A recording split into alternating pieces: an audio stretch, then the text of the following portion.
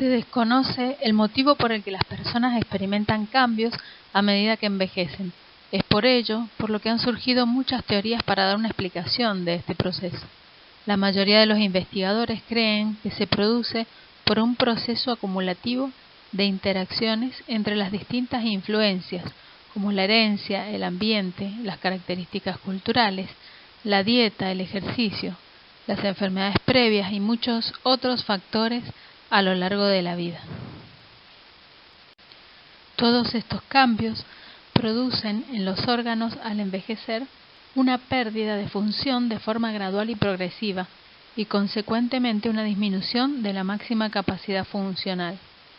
Dicha pérdida muchas veces no es notoria en muchos ancianos, ya que no necesitan utilizar sus órganos a su máxima capacidad, y estos pueden tener una capacidad de reserva funcional más allá de las necesidades comunes. Los cambios más significativos en la reserva orgánica se dan en el corazón, pulmones y riñones. La cantidad de reserva perdida puede variar entre personas y entre diferentes órganos de la misma persona. Como ya vimos, existen muchos factores por los que depende este envejecimiento. También ustedes pudieron observar las teorías del envejecimiento, que son varias. Existen situaciones también que pueden producir un empeoramiento de esta capacidad funcional orgánica del anciano, por ejemplo, ciertos medicamentos o la plurifarmacia, enfermedades de base o enfermedades que adquiera con el tiempo, cambios de vida significativos, aumento súbito de las demandas físicas, ya sea por cambios bruscos de actividad o exposición a una altitud superior de la que está acostumbrado. En cuanto a la figura corporal, el tejido graso tiende a perderse en la periferia, con disminución de la grasa subcutánea, y a acumularse en el interior, como en las regiones periorgánicas, fundamentalmente abdominales. Los músculos, el hígado, los riñones y otros órganos pierden alguna de sus células. Los huesos pierden algunos de sus minerales y se vuelven menos densos. Esta atrofia tisular ocasiona una disminución de la cantidad de agua en el cuerpo. La disminución de peso se debe a la reducción del tejido muscular y del depósito de grasa subcutánea. También hay menos masa ósea, menos cantidad de agua y, lógicamente, la sarcopenia que habíamos nombrado, que es la reducción del tejido muscular. Incluimos dentro de los signos vitales la temperatura corporal, la frecuencia cardíaca y respiratoria y la presión sanguínea. Estos van a ser modificados con el proceso del envejecimiento. La temperatura corporal no cambia en forma significativa, pero se observa un deterioro en la regulación de la temperatura corporal, por lo tanto, en la capacidad de adaptación de las distintas temperaturas del ambiente. Por esto es que el anciano tiene más frecuencia a sufrir golpes de calor. Estas alteraciones están relacionadas con la pérdida de grasa subcutánea y una disminución de la capacidad de transpiración. La frecuencia cardíaca en reposo puede ser más lenta y tarda más tiempo en aumentar el pulso durante el ejercicio. Y también tiende a mantenerse alta durante el ejercicio y una vez finalizado el mismo, demora en volver al reposo o a disminuir. Los vasos sanguíneos se tornan menos elásticos y la respuesta es más lenta a los cambios de posición del cuerpo, por lo que hay una mayor probabilidad de sufrir crisis de hipotensión ortostática.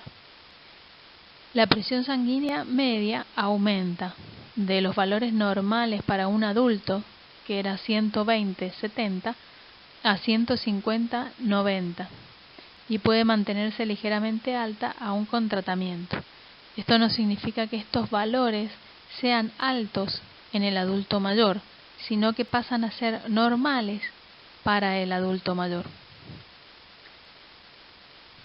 Como consecuencia de estos cambios, los adultos mayores tienen dificultad para mantener la temperatura corporal, mayor sensibilidad a los golpes de calor, disminución de respuesta a la reducción de los niveles de oxígeno o al incremento de los niveles de óxido de carbono, mayor incidencia a la hipotensión ortostática. Esto es muy importante porque nosotros trabajamos mucho con pacientes en los domicilios y suelen estar acostados, o realizamos ejercicios de cúbito dorsal y tenemos que tener mucho cuidado con la hipotensión ortostática. Tienen menor tolerancia al ejercicio, lógicamente que esto se va adaptando, y mayor sensibilidad a los analgésicos, diuréticos, etc. Por eso es importante también tener en cuenta la farmacología del adulto mayor. No solo los antecedentes patológicos, la enfermedad actual, sino también la farmacología. Las enfermedades cardíacas y vasculares son algunos de los trastornos más comunes en la edad avanzada. El soplo sistólico que se produce por la esclerosis de la válvula aórtica es el más común en el anciano. Las frecuencias cardíacas de 40 latidos por minuto pueden ser normales en reposo. Debido a los cambios del tejido conectivo y de la pared de los vasos sanguíneos, la aorta se vuelve más densa, más gruesa y más rígida. Ello produce una mayor eyección sanguínea e hipertrofia cardíaca y un aumento de la presión sanguínea. Los vasoreceptores se hacen menos sensibles con el envejecimiento y por lo tanto hay una mayor incidencia de hipotensión ortostática. La pared de los capilares se engrosa y puede hacer más lento el intercambio de nutrientes y desechos. Algunos de los efectos de estos cambios se revela con la disminución de la capacidad de reserva del corazón ante situaciones como enfermedades, infecciones, estrés emocional, lesiones, esfuerzos físicos extremos y ciertos medicamentos. Hay una mayor incidencia a la hipertensión arterial y a la hipotensión ortostática. Hay un incremento de problemas aterotrombóticos. Aparecen diferentes arritmias y aumentan 10 veces la incidencia de insuficiencia cardíaca en personas mayores de 75 años, entre otras complicaciones. Durante el proceso de envejecimiento, los pulmones comienzan a perder parte del tejido. El número de alvéolos disminuye. También se observa una disminución de la elasticidad. Se observa un leve incremento del diámetro torácico antero-posterior. El diafragma se debilita, al igual que los músculos intercostales. Hay una menor producción de inmunoglobulina A por los conductos respiratorios y, por lo tanto, una mayor incidencia de infecciones virales. Entre los efectos de los cambios encontramos que la función máxima pulmonar disminuye. La cantidad de oxígeno que se transfiere también disminuye. La inspiración y expiración máxima están disminuidas, lo que produce una menor tolerancia al ejercicio y a las grandes alturas. Mayor tendencia al colapso de las vías respiratorias al no respirar profundamente o al permanecer largo tiempo inmovilizado, y con ello mayor riesgo de desarrollar infecciones respiratorias u otros problemas pulmonares. Cambia el tono y el volumen y la calidad de la voz al producirse cambios en los cartílagos y musculatura de la laringe. Esta se vuelve más lenta, débil y ronca. El reflejo de la tos disminuye, trayendo como consecuencia una mayor susceptibilidad a las infecciones respiratorias. En cuanto al envejecimiento en el sistema digestivo, en las personas mayores de 70 años se ve reducida la cantidad de saliva. La sensación del gusto disminuye por pérdida de las papilas gustativas. Es frecuente observar en los ancianos una mala dentición. La principal función del tubo gastrointestinal, que más se va a ver afectada en el envejecimiento, es la motora. Los principales cambios funcionales en el aparato gastrointestinal del anciano vienen determinados por la degeneración neuronal, cambios degenerativos, isquemia, modificaciones de la flora intestinal y cambios de los hábitos y comportamientos del individuo. Así también tenemos características de los cambios que se van a producir en el esófago, en el estómago, en el intestino, en el hígado, en la vesícula, en el páncreas. Estas características ustedes las podrán observar en la bibliografía y pueden hacer un cuadro comparativo a modo de resumen de estos sistemas. Cabe destacar que los ancianos tienen dificultad para identificar los alimentos por el sabor y también muchos defectos en la masticación, por lo tanto se reduce la ingesta calórica. El envejecimiento normal en el sistema nervioso y en los órganos de los sentidos produce una pérdida de células nerviosas en el encéfalo. Esta pérdida puede alcanzar un porcentaje entre el 10 y el 60% en áreas como el hipocampo y puede variar en otras áreas dentro de la corteza. Entre 20 y los 90 años se produce una disminución de peso del encéfalo entre un 5 y un 10%. Ello va a producir una atrofia cerebral. La consecuencia principal de los fenómenos de atrofia y muerte neuronal son las alteraciones en los neurotransmisores, en los circuitos neuronales y en las funciones cerebrales controladas por ellos. Los más afectados durante el proceso de envejecimiento son los colinérgicos y noradrenérgicos de proyección cortical y fundamentalmente el dopaminérgico nigroestriado. La función no se deteriora mientras los procesos de neuroplasticidad sean eficientes. Esto es importante destacar. Y reitero, la función no se deteriora mientras los procesos de neuroplasticidad sean eficientes. Como tarea, sería bueno investigar qué es la neuroplasticidad, a qué se refiere, cómo influye en el anciano. También encontramos entre los cambios en el sistema nervioso que el flujo sanguíneo cerebral disminuye, el rendimiento intelectual, en el caso de ausencia de enfermedad neurológica, se suele conservar bien hasta los 80 años. Las capacidades verbales se conservan bien hasta los 70 años. A partir de entonces, algunos ancianos sanos pueden presentar una disminución progresiva del vocabulario. La memoria sensorial y de fijación disminuye. En el sistema nervioso periférico se produce a partir de los 60 años una pérdida progresiva del número de unidades motoras funcionales. Algunos efectos de estos cambios: disminución de la percepción, de la memoria y del pensamiento. En el órgano de la visión se produce presbicia y también aparece el ojo seco. En el oído se aprecia presbiacusia. Se produce una alteración en la movilidad y seguridad por disminución y pérdida de reflejos. Se encuentra disminuido también la percepción del tacto, la sensibilidad térmica y dolorosa profunda. Por supuesto que en la bibliografía encontrarán estos temas con mayor amplitud, de los que pueden destacar algunos otros cambios que se producen en los órganos de los sentidos.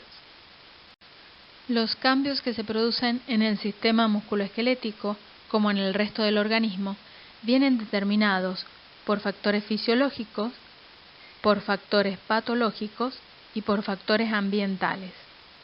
Los factores de riesgo más influyentes desde esta perspectiva son los relacionados con la movilidad y la alimentación. En consecuencia, es muy difícil discernir dónde acaban los cambios propiamente fisiológicos y dónde empiezan los derivados de la patología o de factores ambientales. En referencia al hueso, la pérdida de la masa ósea es la característica fundamental, constante y universal del envejecimiento. La actividad osteoclástica se encuentra aumentada y disminuida la osteoblástica. En cuanto a las articulaciones, los cambios que se producen se inician a partir de los 20 o 30 años. En el cartílago articular se observa disminución de la elasticidad, cambio de color, superficie más fina, aumento de la fragilidad para los desgarros y disminución de la resistencia al sobrepeso. El líquido sinovial disminuye la viscosidad y se produce fibrosis en la membrana sinovial.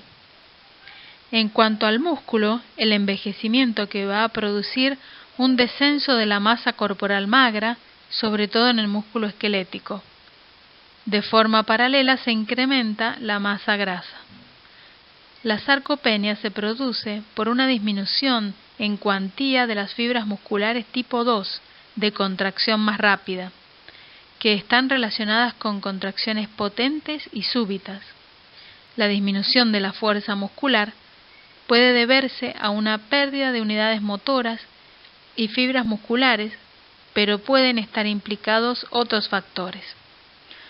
Algunos de los efectos de estos cambios son la disminución de la estatura por pérdida de líquido en los discos intervertebrales, los huesos se vuelven más porosos y con mayor incidencia a la osteoporosis y mayor riesgo de fracturas, mayor frecuencia de problemas inflamatorios en las articulaciones con deformidades, el movimiento es más lento y puede verse limitado, la marcha puede volverse inestable, con pobre balanceo de brazos. La fuerza y la resistencia cambian. Al disminuir la masa muscular se pierde fuerza, pero la resistencia puede verse aumentada debido a los cambios de las fibras musculares. Bien, así como se han visto afectados los diferentes sistemas, les quedaría a ustedes como tarea poder investigar sobre otros sistemas como por ejemplo el sistema endocrino y el sistema nefrourológico, el envejecimiento en esos sistemas. El descenso gradual de las funciones fisiológicas que el proceso de envejecimiento induce en el nivel celular, de los tejidos, órganos y sistemas, como hemos visto, así como la disminución de la reserva funcional y la capacidad de adaptación, van a determinar una serie de peculiaridades en la expresión de las enfermedades durante este periodo de la vida que implican una manifestación diferente de signos y síntomas a como lo haría un adulto joven. Dichas peculiaridades tienen un gran valor clínico.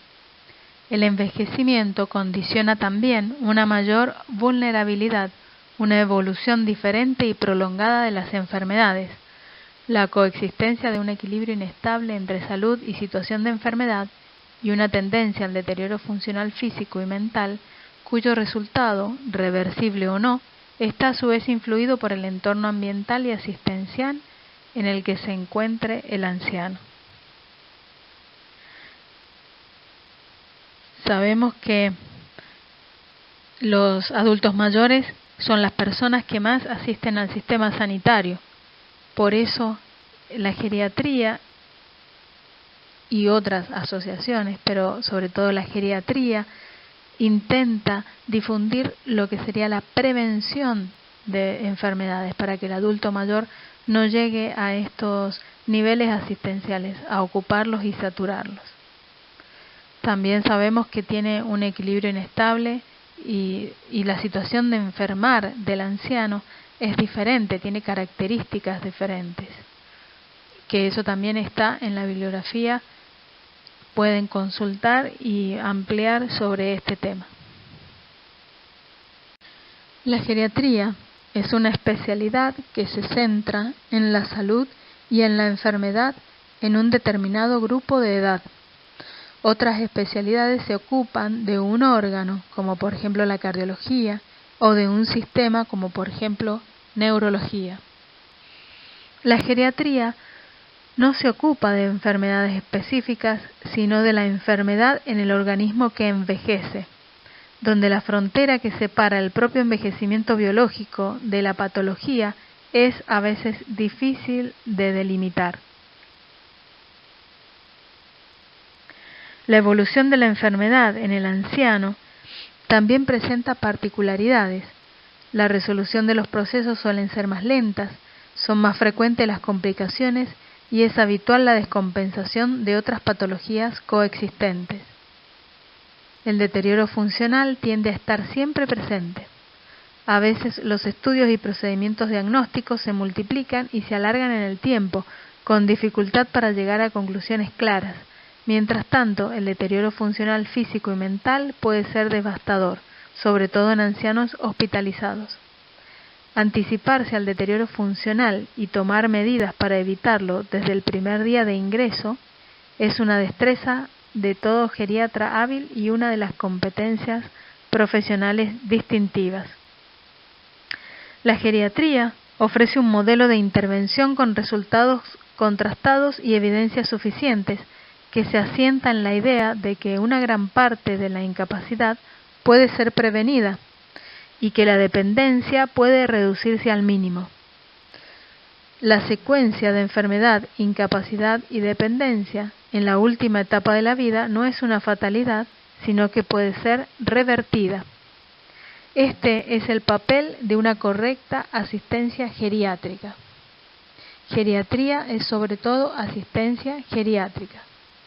Es una organización asistencial especial, niveles asistenciales, técnicas específicas, valoración geriátrica, una forma de trabajo con equipo interdisciplinario, un tipo de atención especial con cuidados integrales, progresivos y continuados. Esta idea nos debe impregnar a todos. Esta actitud la debemos tener todos los que nos dedicamos a la geriatría. Así guía nuestros pasos para construir un ambiente adecuado que permita afrontar con éxito los problemas derivados de la situación de enfermedad del anciano.